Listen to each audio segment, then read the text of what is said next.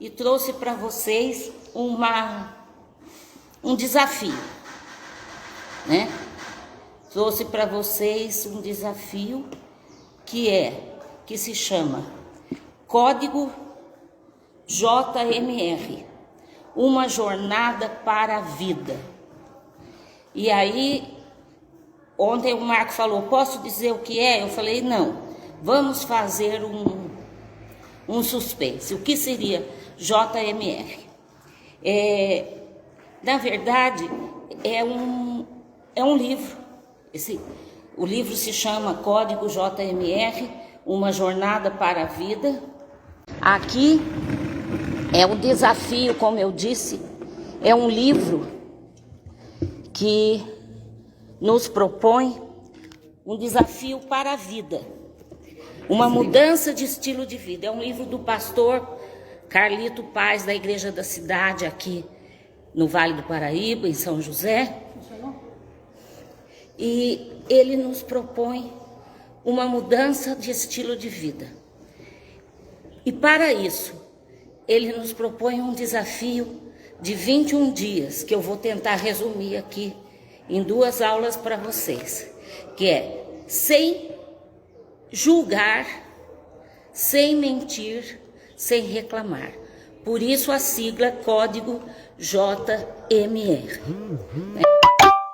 Você já julgou alguém? Você já mentiu? Você já reclamou? Se respondeu, quem responder negativamente já tropeçou na segunda delas, porque é praticamente impossível que a gente tenha passado pela vida sem praticar essas ações, né? Muitas vezes a gente se esforça, mas por mais consagrado que seja, eu falo por mim, né? Qual de nós já não caiu num desses pecados, que é julgar, mentir ou reclamar? Mas isso não é próprio da nossa natureza. Nós não fomos feitos para isso. Efésios 2:10 fala assim, que nós fomos criados para boas obras, antes da fundação do mundo, como está em Efésios 2:10. Mas com a ajuda de Deus, nós podemos pelo menos tentar e sermos pessoas melhores. Então vamos já entrar no primeiro desafio, que é o do julgamento. Julgamento aqui, gente, bem esclarecido, que é no sentido de condenar, de apontar o dedo, não no sentido de avaliar, porque tudo na vida a gente acaba julgando, a gente avalia situações, a gente julga o que é melhor para nós, uma série de coisas. Mas nesse sentido nós estamos falando que é no sentido de julgar o outro, de condenar o outro, de criticar o outro. Aliás, o próprio Jesus, né, em João 6:43, depois que o povo... depois que ele tinha feito alguns milagres, inclusive dos pães, e dito que ele era o pão da vida, que quem viesse a ele não teria mais fome, lá em João 6, ele vê que os judeus, que as pessoas estão murmurando contra ele. E ele fala, não murmureis. Em outras traduções mais modernas está escrito, parem de me criticar, né? Até Jesus foi alvo disso. Mas vamos lá. Vamos falar do julgamento. Vamos ver em Romanos 14:13. Romanos 14:13 também nos fala desta forma bem específica, né? Não nos julguemos uns aos outros. Pelo contrário, olha só, quem julga o que faz? Tomai o propósito de não pordes tropeço ou escândalo ao vosso irmão, né? Então aqui é Paulo aponta uma consequência muito triste para essa atitude de julgar. No momento que a gente julga, que a gente condena o outro, a gente provavelmente pode servir de pedra de tropeço para o nosso irmão, né? E Jesus também era muito duro com as pessoas que tinham essa prática de condenar. Marcos 22, do 23 em diante, Jesus fala para os escribas e fariseus: ai de vós, escribas e fariseus. Marcos 22, do 23 em diante. Hipócritas, porque dais o dízimo do hortelã, do endo e do cominho, e tende negligenciado os preceitos mais importantes da lei e da justiça: a justiça, a misericórdia e a fé. Deveis, pois, fazer estas coisas sem omitir aquelas. Guias cegos, que coais o mosquito e engolis o camelo. E ele vai à frente falando das atitudes hipócritas, né, dos fariseus, e aí ele os chama lá no final, no 27, de sepulcros caiados, né, belos por fora, mas cheios de imundície por dentro.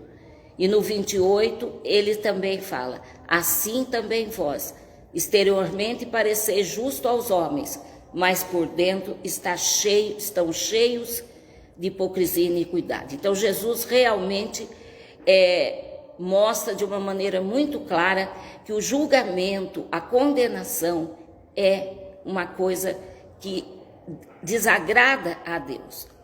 E não é fácil, né? Não é uma coisa que a gente levanta, porque a gente fala assim: eu não julgo, só Deus que julga. Mas muitas vezes a gente não põe em prática isso. É verdade mesmo. Só Deus que pode julgar. Porque Ele que conhece o interior, as intenções e as motivações de alguém. O nosso conhecimento de um fato, da vida de uma pessoa, de uma série de questões, será sempre parcial. Eu me lembro uma pessoa, quando meu filho mais velho se divorciou, e alguém perguntou para mim: mas quem tinha razão? Eu falei: eu não sei, porque eu só conheci o lado do meu filho, eu não conheci o lado da ex-esposa dele. Então eu tomei muito cuidado de não julgar, de não achar quem estava certo ou estava errado, até porque num divórcio é impossível que um só esteja certo e o outro totalmente errado, né? Mas a primeira coisa que a gente faz, às vezes, é julgar, atacar, para depois fazer as perguntas. Então, não é fácil. Isso é o que a gente faz toda hora, todo dia, um conta para o outro. Isso é só a porta, viu, gente, que o vento está tocando, esse barulho. A gente já conta um para o outro, a gente já vai contando e aumentando às vezes e emitindo juízos. Então a gente precisa de uma disciplina para a gente aprender a fazer isso, né? Então o primeiro passo, olha, eu estou com uma aluna ao vivo aqui, viu? Que é a Lília, que hoje não está me deixando falar sozinha. Muito bem-vinda, viu, Lília? O primeiro passo será sempre o que a gente chama de alteridade, que é procurar se colocar no lugar da pessoa e ajudá-la. Porque não julgar não é diferente de passar a mão na cabeça. Se você sabe que a pessoa, seu parente, seu filho, o irmão da igreja, está praticando, fazendo alguma coisa errada, você não precisa ser conivente com isso. Não é uma tolerância assim, infindável, né? Não é um coitadinho. Então, se nos deparamos com alguém que sabidamente esteja em pecado, nós precisamos primeiro ter empatia e colocarmos no lugar do outro, né? E tentar oferecer ajuda e apoio. E se a gente não puder ajudar, então não julga, ora, né? Às vezes não dá para ajudar, então não julga, ora, coloca diante de Deus, né? E o pastor Carlito Paz tem uma frase no livro que eu separei aqui para nós, que eu acho muito importante. Quem não perde tempo em julgar, não perderá anos de vida com ressentimentos. Quer dizer, o contrário também tristemente é verdadeiro, né? Quem perde tempo em julgar vai perder anos de vida com ressentimentos. Nós devemos aliviar o nosso fardo, sem condenar, ao contrário, amar, né? Então, vamos nos comprometer com isso. E como a gente faz? Ele continua. Vença o julgamento vivendo reavaliação. É interessante isso que eu falei, né? Que julgar não é avaliar. E aqui vem já, vivendo a reavaliação. Ageu 1, de 5 a 7. Profeta Ageu lá, os profetas menores no fim do Velho Testamento, Ageu diz assim: ora, pois, assim diz o Senhor, considerai o vosso passado. Tendes semeado pouco e muito e recolhido pouco. Comeis, mas não chega para fartar-vos. Bebeis, mas não dá para saciar-vos. Vestivos, mas ninguém se aquece. E o que recebe salário, recebe-o para pô-lo num saquitel furado. Assim diz o Senhor dos Exércitos, considerai o vosso passado. Esse texto continua, porque ele vai fazer o desafio do dízimo, né, de tudo que a gente deve fazer. Mas aqui nós separamos só esses dois versículos de 3 de 5 a 7, porque é justamente isso. Ele fala, considerai, avalie, veja se o que vocês estão fazendo é bom, né? Então a primeira coisa que a gente precisa é reavaliar, reconsiderar, rever. São ações indispensáveis à nossa vida. Eu vejo às vezes muitas pessoas que têm dificuldade com isso. Elas estão sempre muito prontas, amorosas, entre aspas, para avaliar a vida do outro. Mas elas têm uma grande dificuldade de avaliar a sua própria vida, de reconhecer o que ela está fazendo de bom e o que ela não está fazendo de bom. Mas não existe crescimento nem avanço se a gente não fizer isso. A prática da reavaliação, tem gente que deixa para fazer isso no dia do aniversário, no fim do ano, às vezes no momento de confissão de pecados no culto. Isso é importante, né? Mas não é só isso, nós precisamos reavaliar, é uma prática devocional, na hora da nossa oração, diária, quando nós estamos lá conversando com Deus, muitas vezes nós estamos com tanta pressa de pedir tanta coisa e nós perdemos esse momento de reavaliarmos a nossa vida, né? De buscarmos discernimento, bom senso na palavra de Deus. Então, a primeira coisa, para a gente evitar, é preciso que nós relembremos continuamente da visão de Deus para a nossa vida, buscando a sabedoria divina. Então, para a gente evitar o julgamento apressado, nós precisamos primeiro olhar para nós. Reavaliar nada é mais do que isso. Reavaliar é olhar para nós mesmos e nos colocarmos naquela situação. Aliás, tem um filme muito antigo que tem esse texto, muitas vezes eu me lembro disso. Fala assim, em seus passos, o que faria Jesus? Ou seja, o que Jesus falaria no meu lugar? O que Jesus faria no meu lugar? O que que atitude Jesus tomaria em relação a mim e a pessoa que eu eventualmente esteja julgando?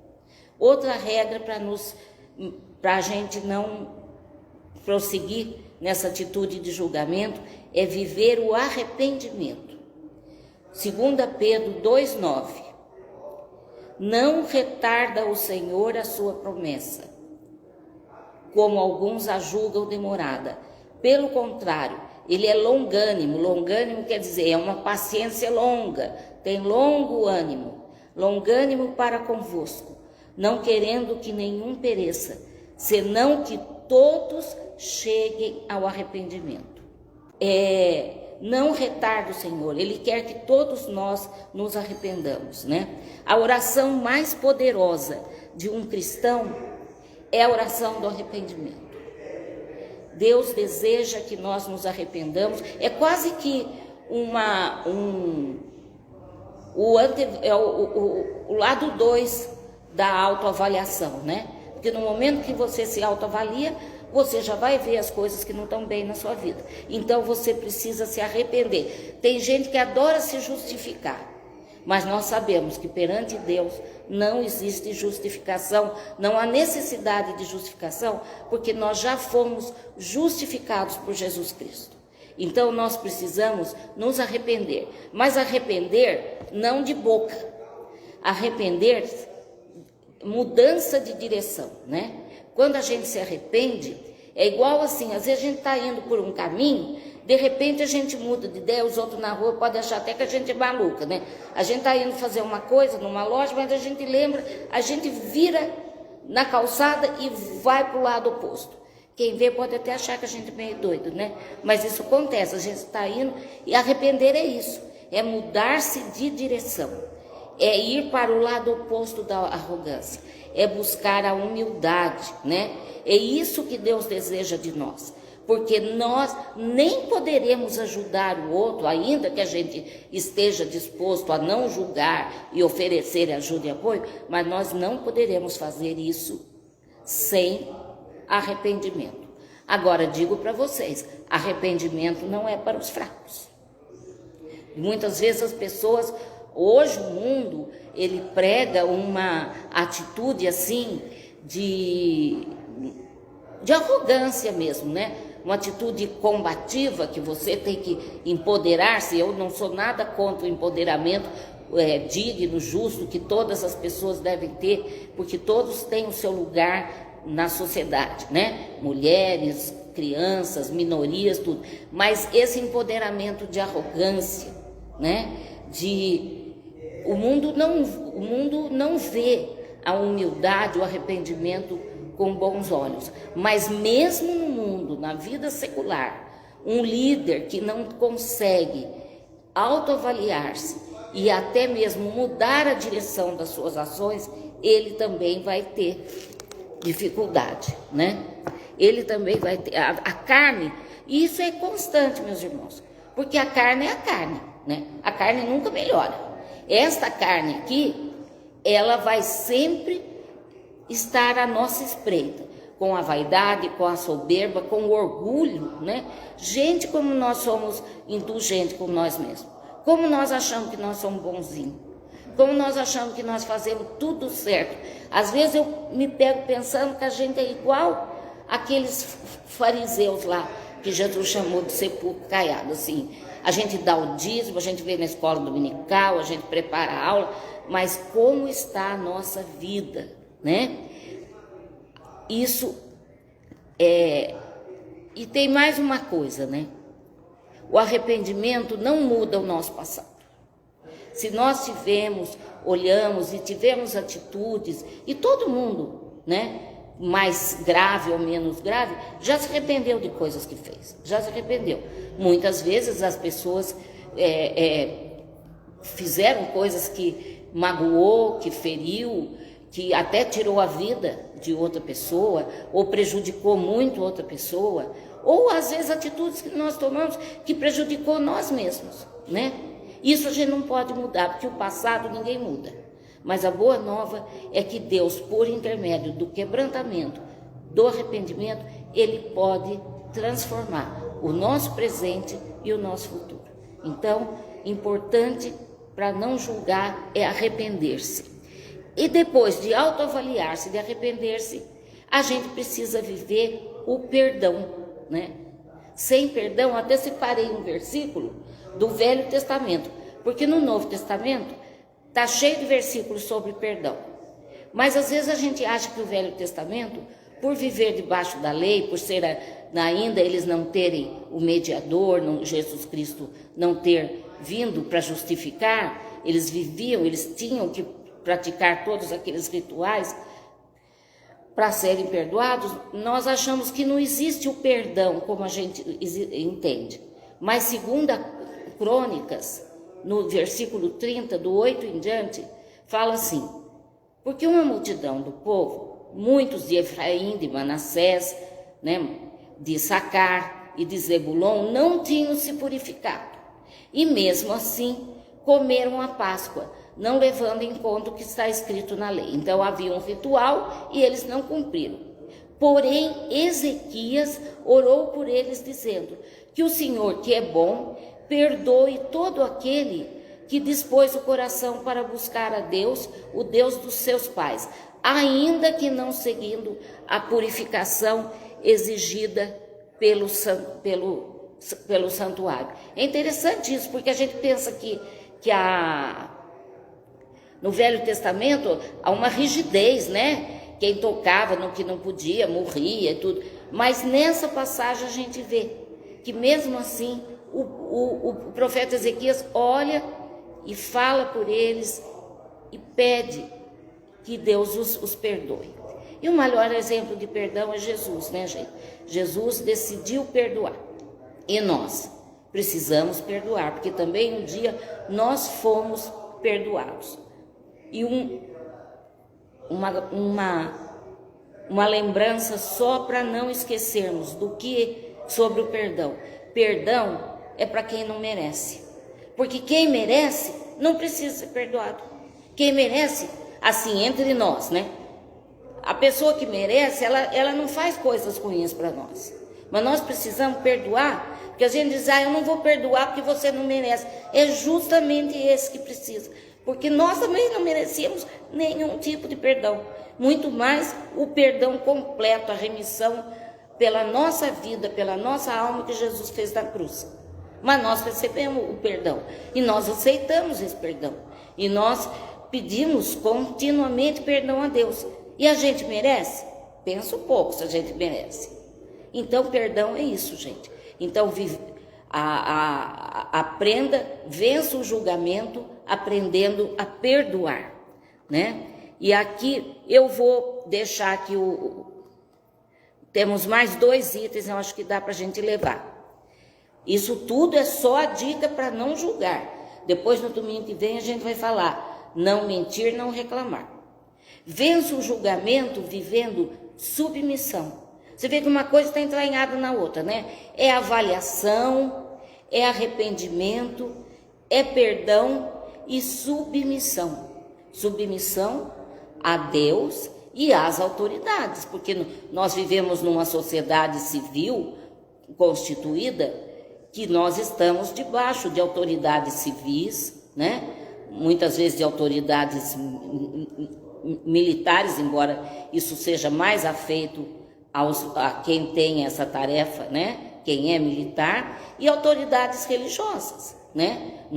Muitas vezes nós não concordamos e a gente se indispõe às vezes com o pastor, com a pastora, com o bispo, mas a gente tem até o direito de não concordar, de conversar, de tentar, né, explicar, mas a gente está sob autoridade, né? E acima de tudo a gente está sob a autoridade do Senhor, porque isso é outra coisa que eu gosto sempre de lembrar. Todo mundo quer um Jesus amigo, perdoador, salvador, curador, provedor. Todo mundo quer. Agora, um Jesus Senhor, o senhorio de Cristo, a doutrina do senhorio de Cristo, essa é difícil na nossa vida. Porque a doutrina do senhorio de Cristo envolve tudo isso que nós falamos antes, de arrependimento, de perdão, de se autoavaliar, reconhecer, tentar mudar, né? Porque tem gente também que tem a síndrome da Gabriela, né? Você fala para a pessoa: menina, você não pode fazer assim. Você veja bem, essa atitude sua não é legal. Aí a pessoa fala: eu sou assim. E nós também falamos assim, né? Eu sou assim, eu não vou mudar. Tipo assim, eu nasci assim, vivi assim, vou morrer assim. Não é verdade. Deus pode, Jesus pode, o senhorio de Cristo na nossa vida pode promover mudança, sim. né? 1 Samuel 15, 22, o profeta Samuel diz, né? Será que o Senhor tem mais prazer em holocaustos e sacrifícios do que no obedecer a sua palavra? Eis que o obedecer é melhor que o sacrificar, e o ouvir é melhor que a gordura dos carneiros. Então, que nós estejamos dispostos a nos submeter. E essa palavra submissão também é um verbo que anda na contramão da sociedade moderna hoje, né? A grande dificuldade, muitas vezes, que nós vemos nas organizações, tudo, é a falta de submissão, de um não aceitar a autoridade do outro, no caso, uma autoridade hierárquica, né? Eu, por exemplo, eu trabalhei 34 anos no serviço público estadual, né? Então, por mais que eu discordasse das determinações, eu as cumpria. Claro que se alguma ferisse algum princípio constitucional, também era meu dever representar contra. Eu nunca cheguei a fazer isso. Mas eu nunca nem abri minha boca para falar mal, para criticar o governo, porque eu estava debaixo da autoridade, né? Agora que eu me aposentei, ou às vezes, agora eu tenho mais liberdade. E não era medo de me mandar embora, não, porque eu era funcionário efetivo estatutário. É que eu acho que não combinava com a minha postura, né, falar mal. E ainda hoje não falo mal, porque continuo como cidadã debaixo da autoridade. Mas hoje, pelo menos, eu posso falar, mas naquele tempo eu nem falava, porque eu achava que se não servia, então era melhor eu ir embora. Sei lá, pense vocês o que vocês quiserem. Mas ao contrário do que muitas pessoas pensam, submeter-se não nos torna inferior, né? Mas é uma postura nobre e divina, porque você quer maior submissão do que Jesus aceitar a cruz? Do que Jesus dizer para Deus, olha Deus, se pudesse eu gostaria de pular essa parte, né? Foi isso que ele falou, afasta de mim esse cálice, mas cumpra-se em mim a tua vontade. Quer maior submissão do que esta, né? A essência da nossa espiritualidade está numa relação correta de obediência a Deus e sujeição às autoridades constituídas por Ele.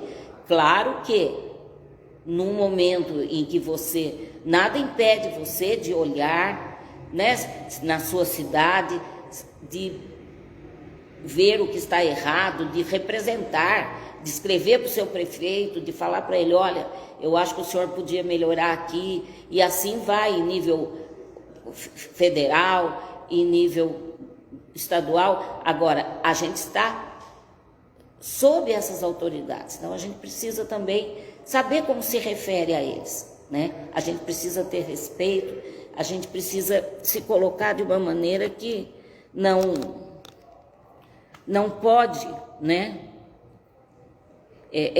nos colocar em desrespeito a eles. O Senhor age em seu trono estabelecido sobre a sua autoridade. Louvar, jejuar, orar ou fazer qualquer outra coisa sem submissão não tem valor para Deus. Por isso que Jesus fala lá para os fariseus, vocês se vestem de cinza, né? Coloca cinza, se vestem de saco, dão o dízimo, vocês fazem tudo, mas vocês não estão submissos a mim. O coração de vocês não está. Foi Deus quem criou a submissão, a autoridade em sua vida. Lembre-se que será assim, tanto aqui quanto na eternidade. Ou vocês acham que na vida eterna cada um vai poder fazer o que quer? Eu acho que não, né? Nós vamos ter que lidar com autoridades espirituais. Então, o princípio da submissão diariamente. E por último, né? Para terminar aqui só a parte do julgamento. Eu deixei por último porque eu acho que fecha tudo. Vença o julgamento vivendo o amor. O amor, quando Jesus falou para os judeus tinham lá suas regras e tudo, e entre si eles tinham até, né, leis para um cuidar do outro, para um amar, mas Jesus, quando falou, ele falou do amor ágape, que é um amor que envolvia a todos. No caso dos judeus, os que não eram judeus, os gentios, os estrangeiros. E é a mesma coisa que nós vivemos hoje aqui, né? Porque eu amo a Lília, né? Quantos anos que eu conheço a Lília, trabalhei com a Lília, gosto de trabalhar com ela, e tudo é muito, muito simples de eu amar a Lília. Mas eu preciso amar a todos. Outras pessoas com quem eu não concordo muito, né? Que eu posso até estar julgando, então eu preciso primeiro amar essa pessoa, me colocar no lugar dela para tentar ajudá-la. Eu preciso amar aqueles que não são cristãos, né? Amar o próximo, quando Jesus fala, né? Lá em João, 1 João 4:20. 4:20, no primeiro episódio de João. Se alguém afirmar, eu amo a Deus, dá até para falar de cor isso, né? Mas odeia seu irmão, é mentiroso. Pois quem não ama seu irmão, a quem vê, não pode amar a Deus a quem não vê. Esse que é a grande... Porque amar a Deus, a gente pensa o contrário, né? É mais fácil amar a Deus, porque Deus é uma entidade espiritual, é aquele que olha por mim, é aquele que criou o mundo, que cura, que cuida, que me ouve. Mas Jesus fala, não. Você não ama nem quem você vê, como é que você pode dizer que ama a Deus? Né? Amar o próximo não significa negar o seu pecado, mas isso não quer dizer que a gente concorde com o que o outro faz. Às vezes isso é muito comum quando a gente tem filhos, né? Eu acho que nunca tive uma situação assim com meus filhos, graças a Deus. Mas às vezes a gente pode até dizer, né? Olha, eu amo você, mas eu não concordo com o que você está fazendo. Na igreja é muito comum isso, né, Lília? A gente fala para a pessoa, olha, eu amo você, mas eu não concordo com o que você está fazendo. Você repensa essa situação, você precisa de ajuda, eu estou aqui para conversar, mas eu não posso passar a mão na sua cabeça, porque não está certo. Mas eu não posso deixar de amar, eu não posso me afastar, eu não posso dar um gelo naquela pessoa, né? Tá bom, vai, então vou deixá-la de lado. Não, é ela que precisa estar perto de mim, né? Amar o próximo não é uma opção, é mandamento. É fruto de decisão pessoal, não é uma coisa instintiva. Instintivo é amar nosso filho, né? Amar nossa família, assim, e assim mesmo tem parente que a gente precisa tomar uma decisão mesmo, né? Bem firme, dizer, eu vou amar apesar dos pesares, né? Mas é mais fácil. Às vezes, hoje em dia, com essa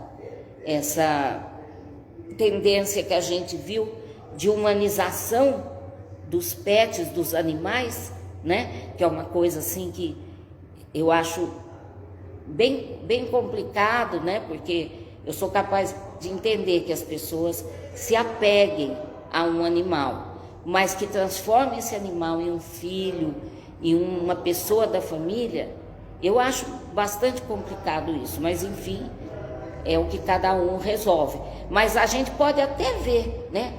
Um gatinho, um cachorrinho, diz, eu vou me apaixonar por ele, é involuntário, é tão bonitinho. Você vê um bebê, uma criança, mas amar no sentido de querer para perto de si, querer se ajudar, é o fruto de decisão pessoal. É uma decisão, é algo que a gente precisa realmente pedir. Tem várias músicas, né? Tem uma música, eu acho que é do grupo Logos, que diz isso, né? Ensina-nos a amar. Nós precisamos aprender a amar. Não é uma coisa assim que vem, até mesmo quando a gente se torna mãe pela primeira vez, a gente precisa aprender, né? Porque aquela coisinha assim tão linda, mas ela chora tanto, ela ocupa tanto a nossa vida, que a gente, às vezes, mas a gente está aprendendo, e a gente vai aprendendo e vai amando. E assim é tudo na vida, né? No casamento, quando a gente casa, aquele amor maravilhoso, aquela atração, mas isso tudo, isso acaba se esvaindo, né? Com o passar dos anos, você precisa aprender todos os dias a amar o seu marido, a amar a sua esposa, a tolerar, a ter paciência com os defeitos, né? Porque quanto mais os anos passam, viu, gente, mais os defeitos aparecem. Isso diz para vocês que já tem 52 anos de casado. Defeito que você nem imaginava que existia começa a aparecer. E aí você precisa, e você também deve mostrar, né? Porque você não é santo. Então você precisa aprender a amar. É decisão de vontade pessoal e tem que se manifestar em ações. Porque não adianta dizer eu amo, né? E eu sempre peço assim para Deus, nessa crise tão grande de pobreza que a gente está vivendo, que me mande as pessoas que eu posso ajudar. Porque eu não posso ajudar o mundo inteiro. Então eu entendo que os que batem na minha porta são os que Deus manda para mim. E tem uma menina que é um caso crônico que eu não consigo resolver. Ela já era criança de rua, mãe drogada, criada na rua, menina. E eu já dava comida, cuidava dela na porta de casa. Ela cresceu, ela teve uma criança, eu ajudei, eu fiz um enxoval. Depois ela sumiu um tempo, quando ela voltou, ela já estava grávida de outra criança. Eu fiz um novo enxoval, dei uma assistência para a família. Daqui a pouco ela sumiu um tempão, acho que faz mais de 2 anos. Essa semana ela apareceu na porta da minha casa, com as 2 crianças, graças a Deus não está grávida de novo, porque separou do marido, né? Separou do marido, veio embora de São Paulo, sem emprego, sem casa, não está recebendo o auxílio do governo, porque eles sempre têm uma solução meio truncada lá para contar para a gente. Então eu fico olhando, eu digo, meu Deus do céu, mas é essa que o senhor mandou para mim? Mas aí eu pedi, né? Então não posso reclamar. Se é quem bateu na minha porta, que eu falei, Senhor, que eu ajude aqueles, manda na minha porta os que eu posso. Então é essa que eu tenho que amar. E não é fácil, porque eu falo para ela, mas como você vem? Ah, eu vou dar um jeito, eu estou morando num quarto emprestado. E aí vem toda aquela história que muitas vezes, infelizmente, não é verdade, né? A gente precisa averiguar e vai procurar o poder público para encaixar essa pessoa num atendimento de vulnerabilidade. Também não é fácil, mas é o que Deus me mandou, então é ela que eu tenho que amar. Bem feito para mim de pedir, né? Mas agora eu não posso recusar. E assim a gente vai, porque eu posso julgar essa menina, posso, né? Onde já se viu? Engravida de um filho, engravida do outro, mas eu não posso nem imaginar como foi a vida dela, crescendo na rua, crescendo sem nenhuma orientação, né? Depois, vivendo com alguém que também não né? E a mãe dela continua nessa situação, né? E ela mora às vezes com a mãe, e tem padrasto, e tem droga em casa. É um problema muito sério. Eu não posso nem imaginar, por mais que eu não consigo. E como é que eu vou julgar? Então o que eu posso é oferecer a ajuda que eu posso, né? E também tentar ver o que ela realmente precisa e não fazer um paternalismo, se bem que com pessoas assim o assistencialismo é a única coisa que sobra. Você dá comida, né? Faz um prato de comida para a criança, vê um remédio e assim você vai. Mas a gente precisa tomar essa decisão, né? De não julgar, de nos colocar no lugar do outro, de amar, de nos avaliar, de nos arrependermos, olharmos para nós, para daí depois esticarmos a nossa mão para o irmão e oferecer ajuda e apoio. Então, esse primeiro desafio, não julgar, vamos colocar isso como desafio nessa semana. Eu já li esse livro, vocês podem encontrar em vários lugares que vende online, estante virtual, mas eu acho até que ele tem para download no Google, que onde eu estava procurando e eu achei, eu só não tentei fazer porque eu tenho o estudo e esse estudo tem nos planos de estudo daquele aplicativo de Bíblia Your Version, um que tem uma bíbliazinha, um ícone de uma Bíblia de capinha marrom. Ele está lá entre os planos, quem quiser acompanhar, quem quiser o texto, pode procurar, tá bom? Que Deus nos abençoe, vamos orar. Eu comecei meio atrapalhada aqui, não orei, né? Porque a gente estava atrasada, mas o Senhor certamente ouviu nosso coração e esteve presente aqui mesmo sem eu falar em voz audível. Nosso Deus e nosso Pai, nós nos colocamos diante de Ti, Senhor, nós te pedimos, ó Pai, a Tua intervenção na nossa vida, para que nós possamos ser pessoas melhores, Senhor. Para que nós possamos tomar decisões que levem a nossa vida mais próxima daquilo que Tu queres para nós, no caminho, na busca da santidade, Senhor. E particularmente nós Te pedimos que Tu nos dês um olhar amoroso para o nosso próximo, Senhor. Um olhar inclusivo, um olhar onde nós possamos realmente oferecer ajuda, nos colocarmos no Seu lugar antes de condenarmos, Senhor. Porque nós sabemos que foi assim que Tu fizeste conosco, Pai, com o Teu imenso amor. Nós Te pedimos que Tu abençoes este domingo, Senhor. Particularmente eu Te peço pela minha neta, Senhor, que voltou ao pronto-socorro esta manhã. Tira aquela tosse, Senhor, porque Tu podes tirar. Eu creio que Tu podes cessar aquela tosse. E todas as outras pessoas, Senhor, que estão acometidas agora por essa variante Ômicron, que tem, ó Pai, feito subir de maneira estrondosa, ó Pai, as infecções, os prontos-socorros lotados, Senhor. Visita cada lugar, Senhor. Ajuda, ó Pai, abençoa o pessoal da saúde, médicos, enfermeiras, atendentes, todos os que trabalham na saúde, Senhor. Ajuda, Pai, abençoa as autoridades do nosso país, ó Pai, para que possam tomar as decisões mais sábias e mais acertadas para enfrentarmos, ó Pai, essa nova onda de pandemia. Assim eu Te peço, Te agradeço pela vida da Lília, que hoje está aqui, Senhor. Abençoa, bem como a sua família. Em nome de Jesus, amém.